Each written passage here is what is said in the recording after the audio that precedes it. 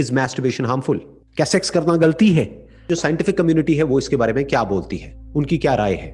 अब वो हम कैसे देख सकते हैं? बहुत ही सिंपल है, गूगल पे जाकर के हमको सर्च करना है इज मैस्टरबेशन हार्मफुल। यहाँ पर जो टॉप पे लिखा हुआ है that is masturbation can actually be good for your health both mentally and physically, and it's pretty much the safest sex out there. There is no risk of getting pregnant or getting an STD.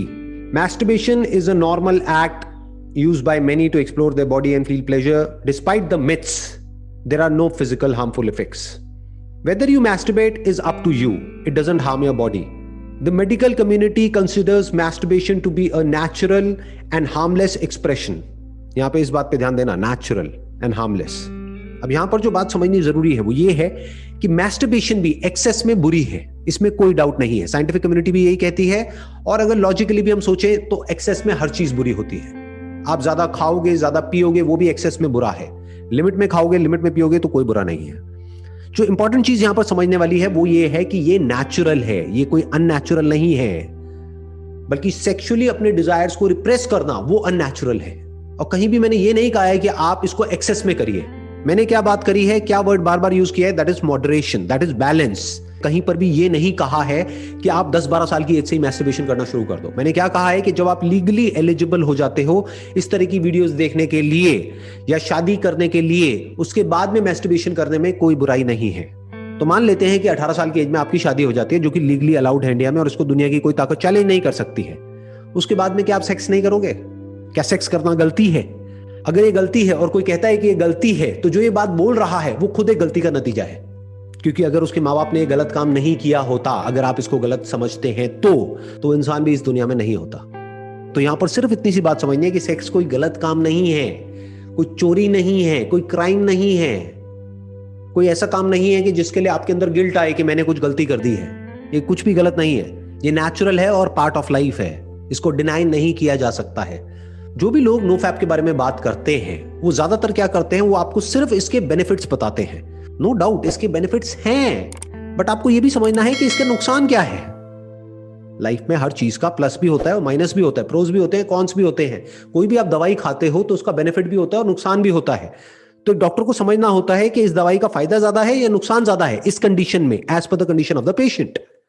तो अब आराम से ये समझने की कोशिश करते हैं कि सेक्स डिप्रिवेशन के या सेक्स रिप्रेशन के क्या साइड इफेक्ट्स होते हैं। Difficulty in sleeping and body tension. इसके पीछे जो लॉजिक है वो बहुत ही सिंपल है। वो क्या है कि ये जो सेक्सुअल एनर्जी है ये बेसिकली क्या है, एक एनर्जी है, जैसे कोई भी एनर्जी होती है। तो जब एनर्जी जरूरत से ज्यादा बढ़ जाती है तो हम एक्साइटेड होने लग जाते हैं और एंशियस होने लग जाते हैं, और जब एनर्जी कम हो जाती है तो हम लेजी हो जाते हैं। तो ना एनर्जी का बहुत ज्यादा होना अच्छा है, ना बहुत कम होना अच्छा है। फिर चाहे वो सेक्सुअल एनर्जी हो या एनर्जी जो हमको खाने से मिलती है, पीने से मिलती है या सनलाइट से मिलती है, वो एनर्जी हो। ना एनर्जी ज्यादा अच्छी है ना कम अच्छी है। और इसके कुछ इमोशनल साइंस भी हैं, जैसे कि anxiety, lack of clarity and confusion in life, in thinking. और इसका एक बहुत बड़ा साइड इफेक्ट क्या है कि जब भी आप अपने आप को सेक्स करने से या मैस्टरबेट करने से रोकते हो तो आपको अपने आप को कुछ ना कुछ ऐसा बोलना पड़ेगा कि जिससे कि आप अपनी विल पावर को यूज करके अपने आप को रोक सको। और जब ऐसा कुछ आप बोलते हो तो there is a strong possibility कि आपके अंदर नेगेटिव फीलिंग्स और नेगेटिव इमोशंस आने लग जाएंगे सेक्स की तरफ। फिर उसके बाद में जब आप किसी रिलेशनशिप में जाओगे तो आपके लिए प्रॉब्लम भी हो सकती है। और एक सबसे बड़ा और सबसे गंदा जो इसका साइड इफेक्ट होता है वो होता है feelings of guilt and Shem. यानी कि क्या कि जब आपके दिमाग में ये बैठ जाएगा कि ये करना गलत है, उसके बाद भी आपके अंदर ये डिजायर्स उठेंगे। अरे डिजायर्स को कैसे रोकोगे, इन थॉट्स को कैसे रोकोगे? जब भी ये डिजायर्स उठेंगे, जब भी ये थॉट्स उठेंगे तो आपको क्या लगेगा कि मैं कुछ बहुत ही गलत कर रहा हूं। तो जब वो थॉट्स आएंगे और जब वो डिजायर्स आपके ऊपर हावी हो जाएंगे और जब आप बार बार कोशिश करने के बाद भी फेल होगे, फेल मतलब क्या कि यानी कि आप मैस्टरबेट करोगे या सेक्स करोगे तो उसके बाद में आपके अंदर एक गिल्ट आएगा, and this will create stress and that can lead to anxiety and even depression for that matter. अब अपने आप से ये क्वेश्चन पूछो कि जो भी आपके आइडल हैं, क्या वो पूरी तरह से सेक्स को छोड़ करके, मैस्टरबेशन को छोड़ करके वहां तक पहुंचे हैं? तो सेक्स का और सक्सेस का कोई डायरेक्ट कनेक्शन नहीं है आपस में।